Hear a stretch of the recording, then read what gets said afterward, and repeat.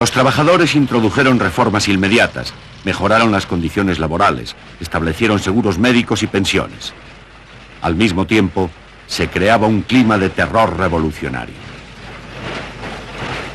Al cabo de 6 días de haber empezado, hacia el día 25 de julio, en Terrassa, mataron 10 u 11 industriales.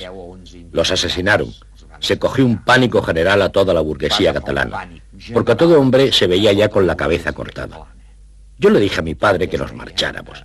Y había tiempo de marcharnos, porque aún estaba todo desorganizado, y mi padre entonces me dijo, si Dios quiere que me maten, que me maten. Yo me quedo.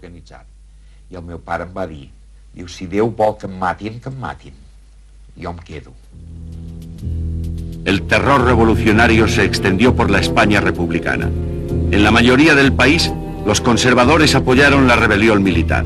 En Cataluña, la clase media mayoritariamente liberal y prorrepublicana quedó entre la espada y la pared. Jo no era ni d'un costat... Yo no era ni de un lado ni de otro.